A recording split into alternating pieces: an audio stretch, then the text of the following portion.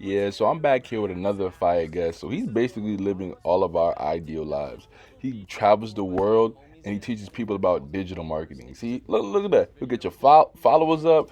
He was recently in Colombia. He's about to come to like four different cities in the U.S. again. Go follow him, man. This guy, his lifestyle is absolutely amazing. He teaches you about culture all around the world. Go follow him on TikTok. Love y'all.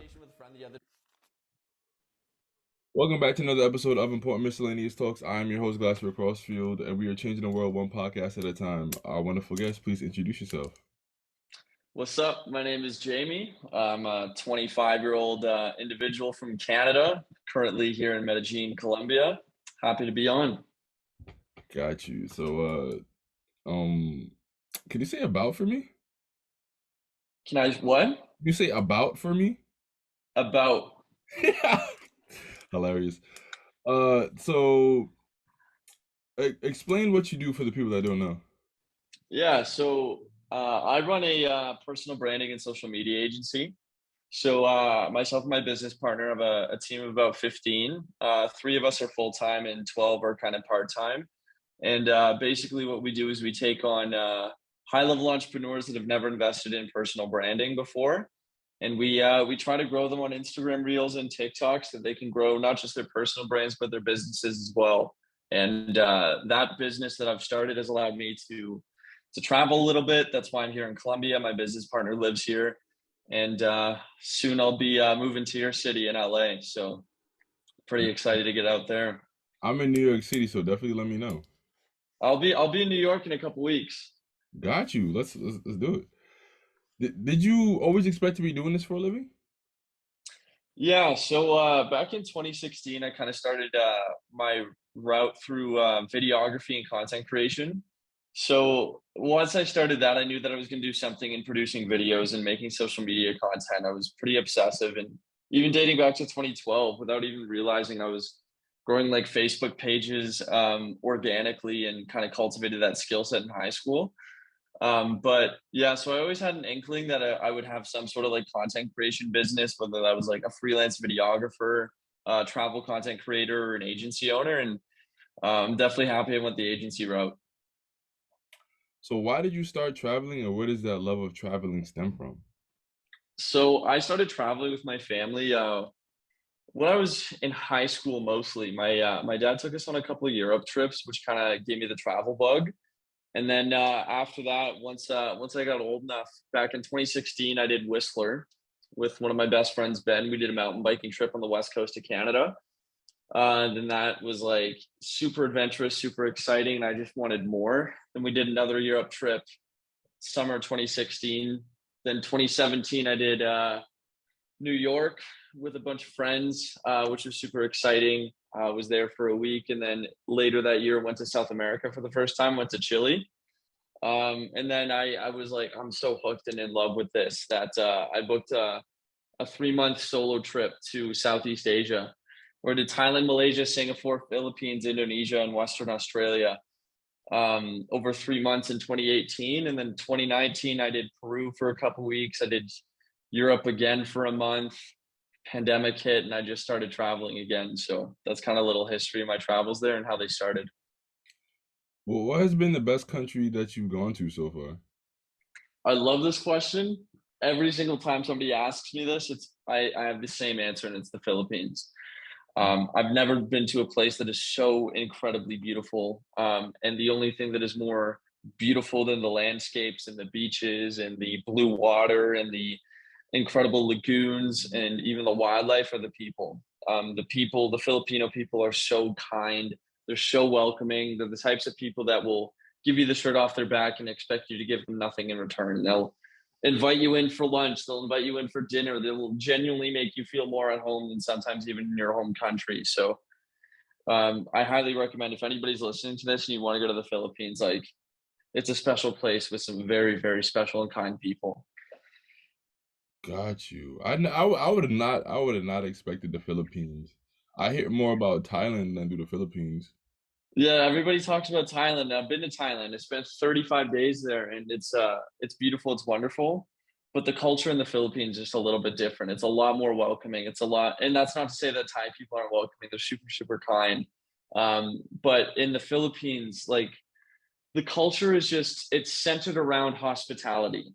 So I didn't stay with in the main tourist area in the island of Siargao where I was. I stayed in a town called Dapa, and I stayed with a lot of locals. And so every night I would go out to like local barbecues, and then I would have like the mayor invite me in for a dinner or a lunch.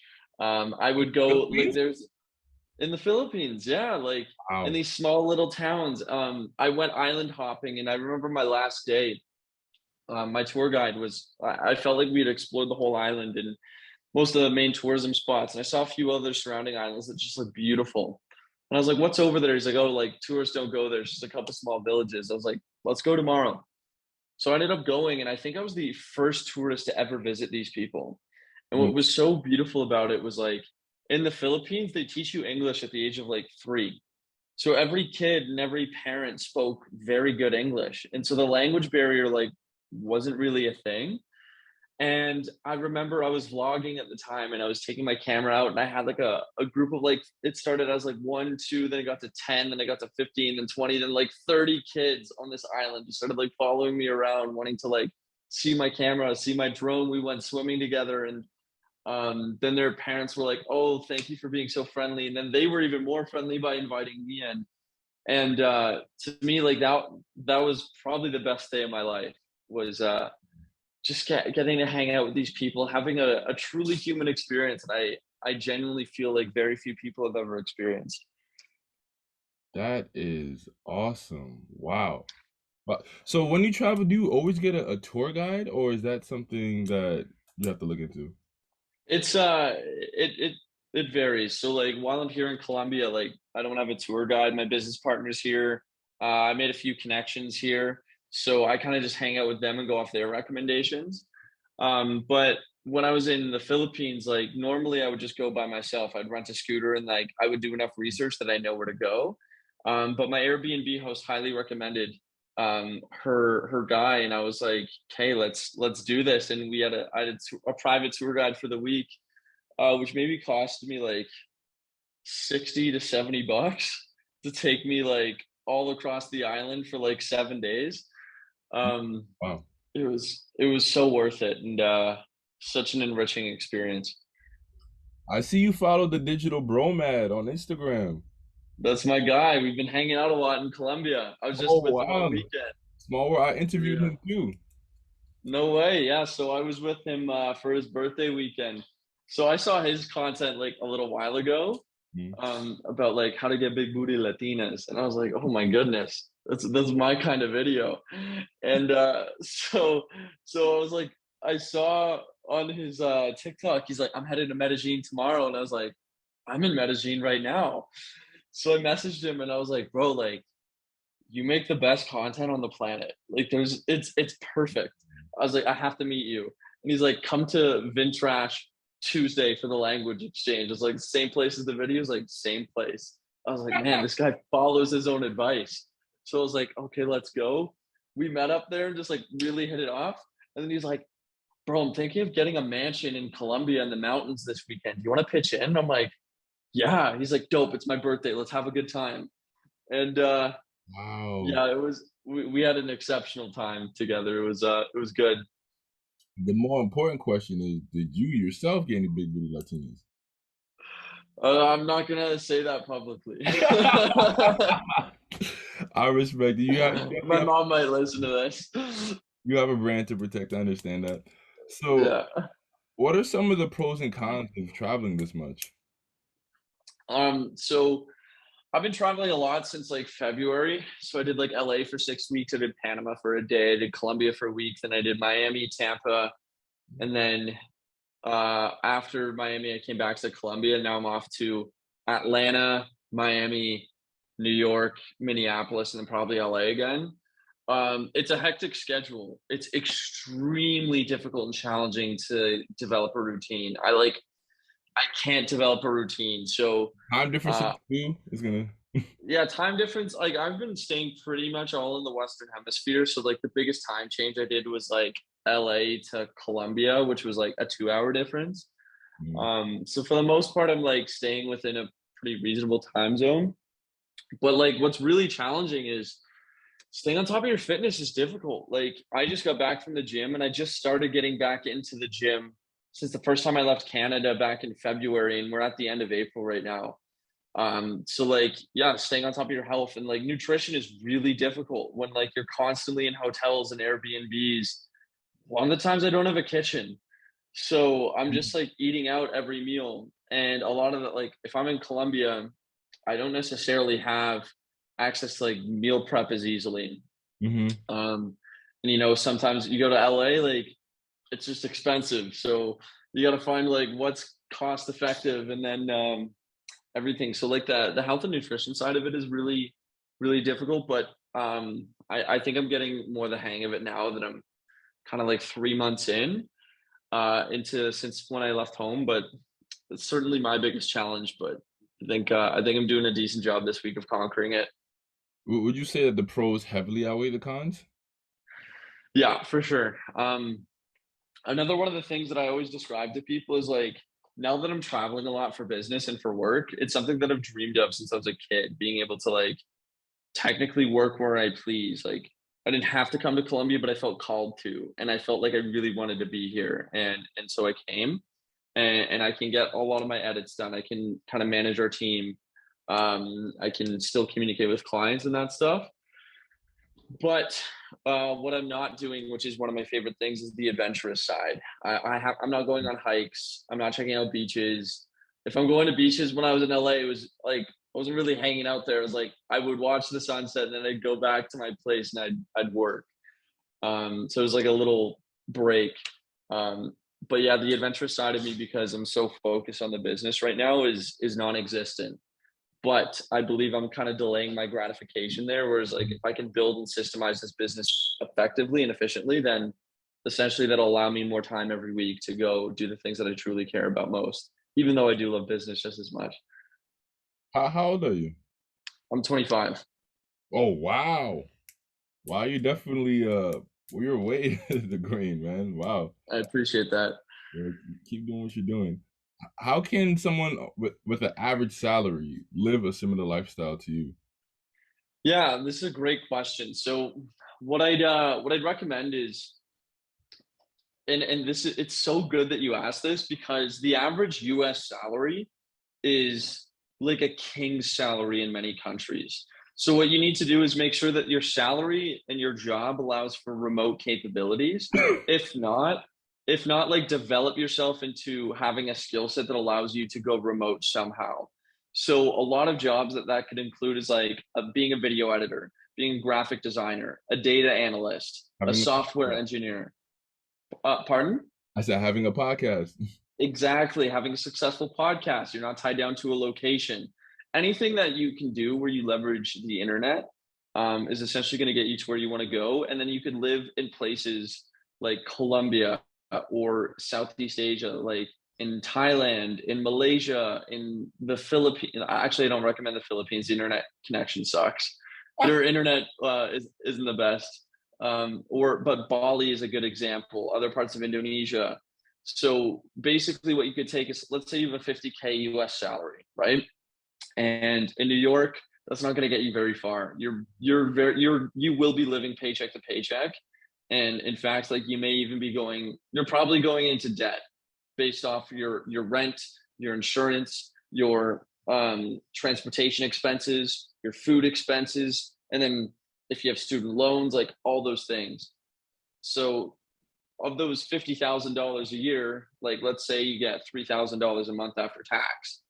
Okay, so you've got 3 grand to go between all of those things. You're lucky if you're left over with like even 100, $200. Mhm. You could go to Bali and you could spend $400 a month on rent, get yourself a really nice spot. You even probably have like a shared communal pool. You have your own little private kitchen. You have like a nice little like studio apartment. You're walking distance to the beach. You have fantastic weather. You basically have like the beautiful and then the rainy season. The rainy season doesn't rain every hour of the day.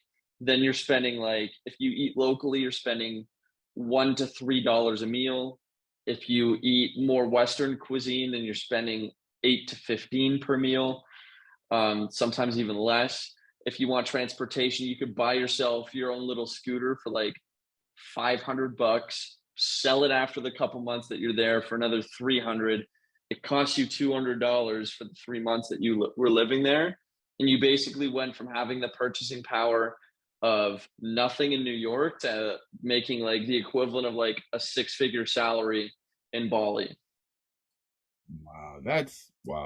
That's amazing. I keep hearing all of this about Colombia, man. I gotta get out I there. love Colombia. I've always Yeah. wanted to go. And between you and Digital Bromad, it's like it's a foregone conclusion, man. I have to go out there. Wow. I highly, highly recommend Medellin. A lot of people always, and I'm seeing it in my comment section on TikTok, which is very frustrating. They're like, "Oh, well, tell me when you like come back to me when you lose your kidney," or like, "Isn't it all drugs there?" Or like, and I'm sick of hearing it Mhm. because people like they watch Narcos and they're like, "Oh, that's what Medellin is," and I'm like, "Bro, like you were talking about one of the greatest establishments and like progressions within a city in the last 30 years on the planet.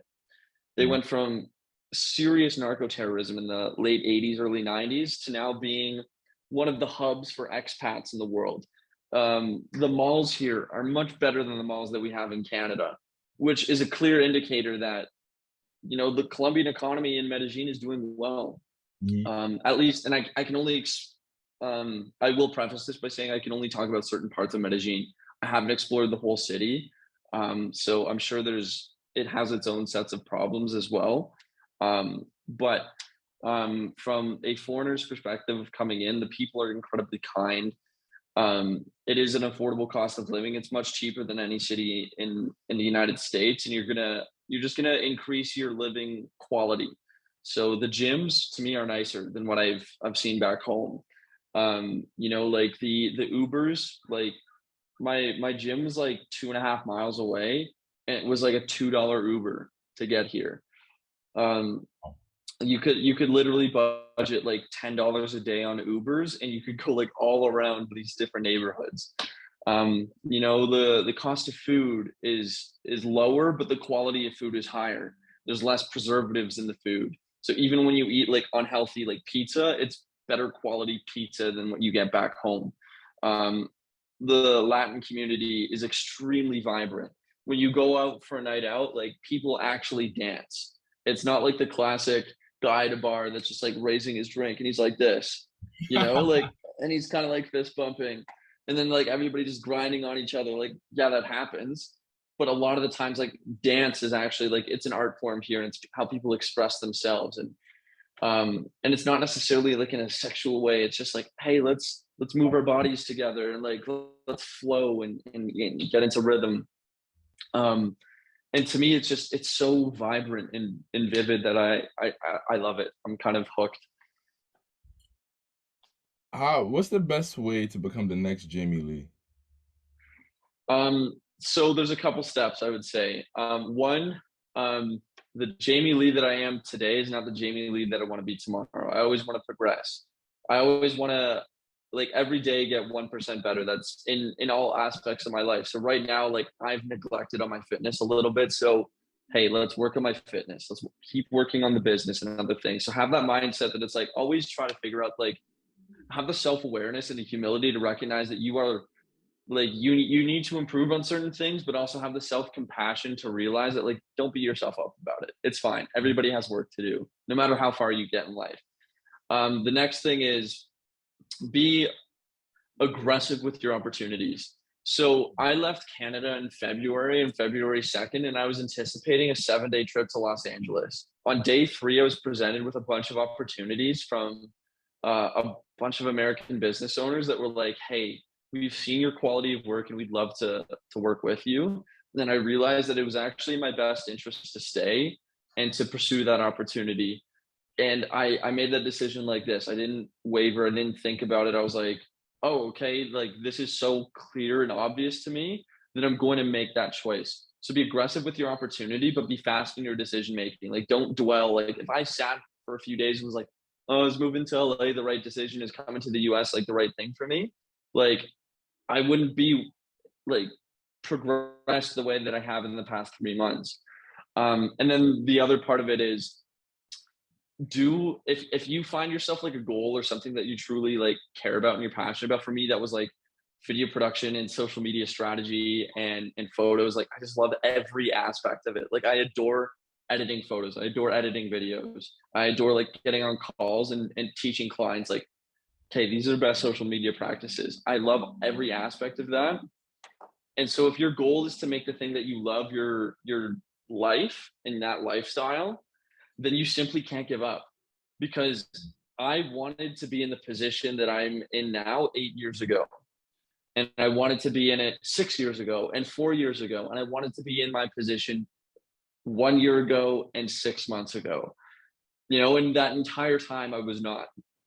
I was not in Colombia. I was not traveling. I didn't have access to the rest of the world. I didn't have access to clients that could pay me a full-time income. I didn't have access to a team that I could manage, but I've always wanted that. And I've always wanted to like help people with that.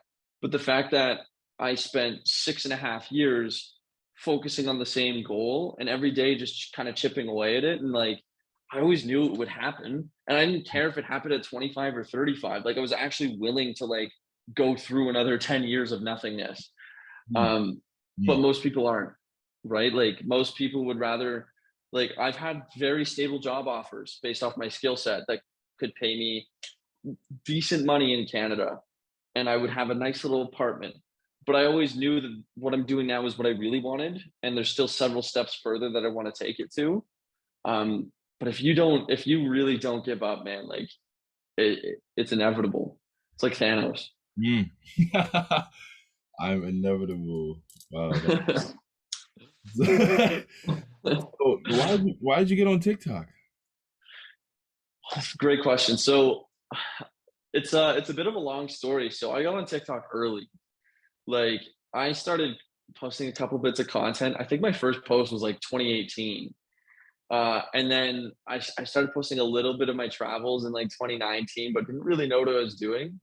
Then I got one of those stable, cushy jobs in 2019, working for an agency as a videographer and social media manager. I was also a busboy at a steakhouse and had a side hustle of doing restaurant photos and social media projects. So like 3 jobs, and then the pandemic hit, lost all three. But I was always studying social media platforms. I was always studying like how YouTube's like keyword research works, how like Instagram hashtag strategy works. And I couldn't help but notice like, man, like the opportunities that people are getting on TikTok in a short period of time are different than anywhere else.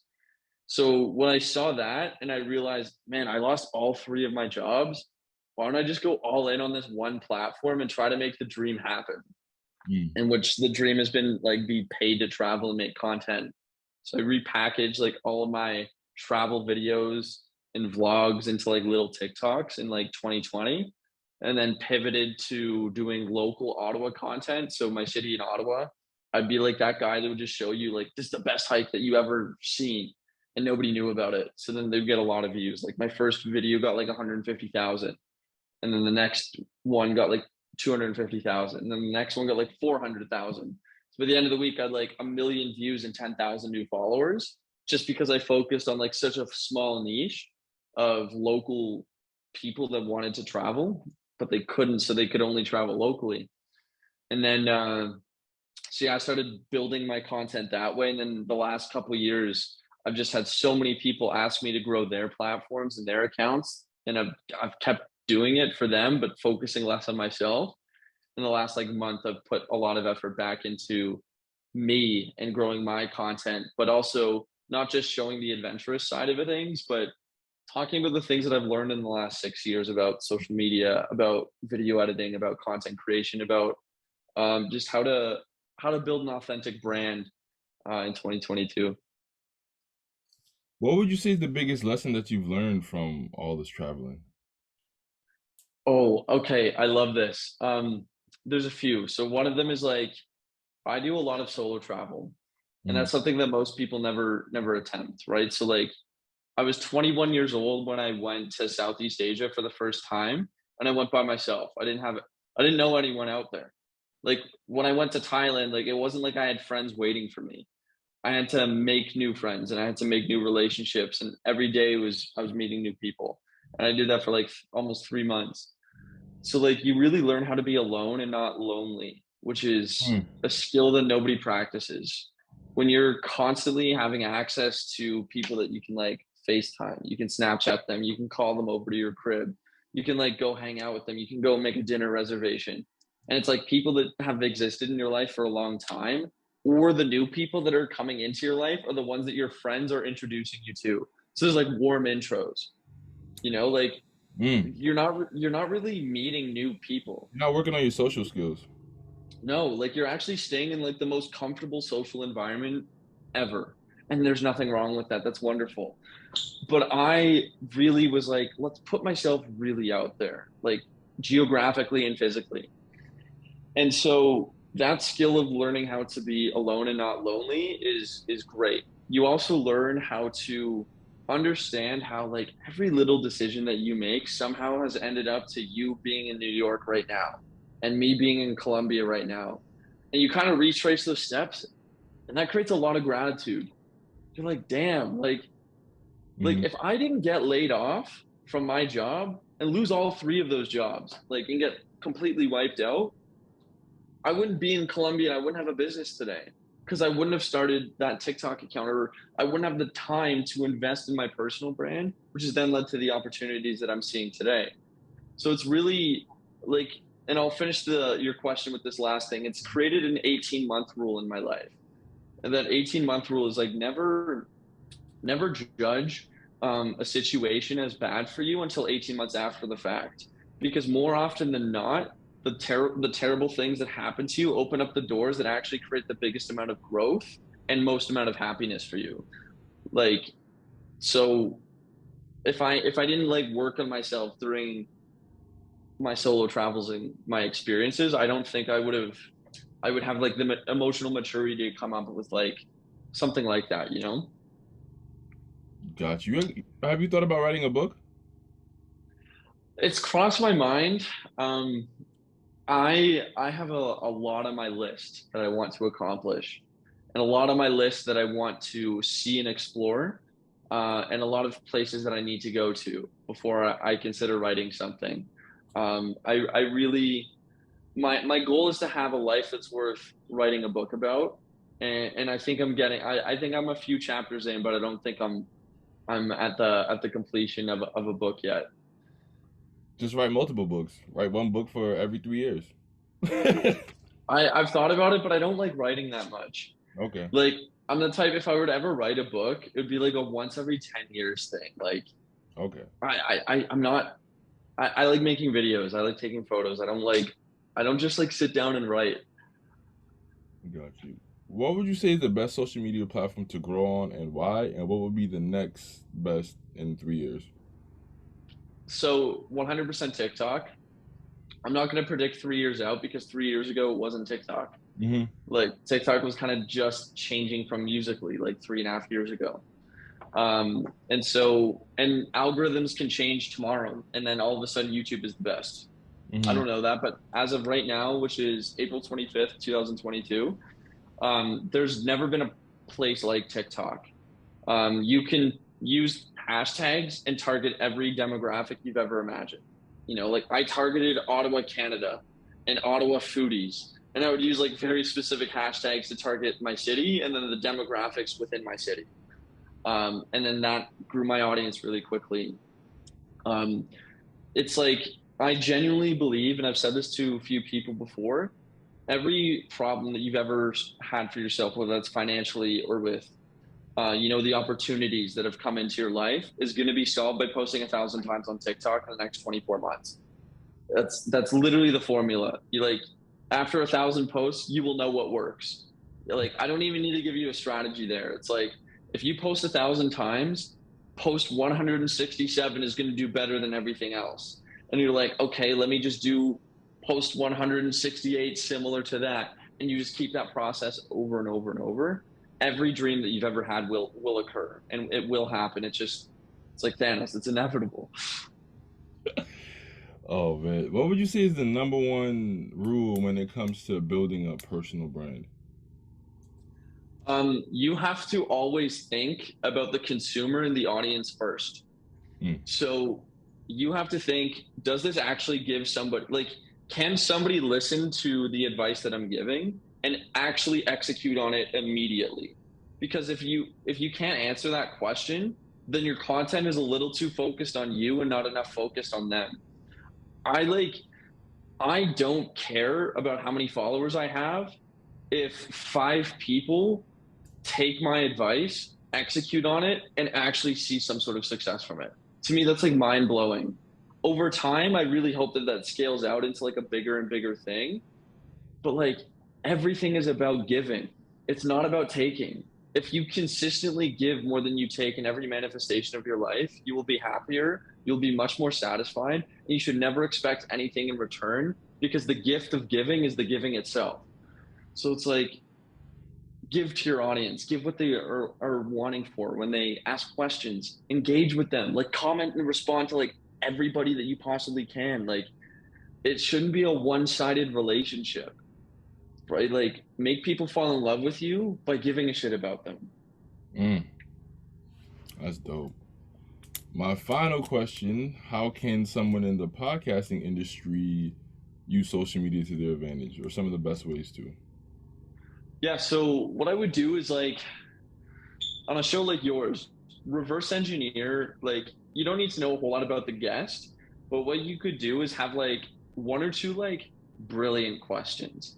Like like questions that you think like have viral potential or like so that could be something like um what's a struggle that you overcame that shaped you into the person that you are today? Because that tells a story. You're queuing a story up for somebody, right? And stories always connect with people better and they always sell and they're just more human. And so if you have like one or two questions for every guest that you know is a prompt to tell a story, then what you do is you just like take that clip, post it to TikTok, maybe add some captions or just some transcriptions or whatever that looks like, and just have their beautiful stories get told on your platform. And then on Instagram Reels, you can always collab post with them if they're open to it, to share that story. That's really, really what I recommend there. Got you. I appreciate that. Well, that is all I have for you today. I thank you so much for taking the time out. No worries. I thank you for having me on, and I'll let you know when I'm in New York. Let's link up. For sure.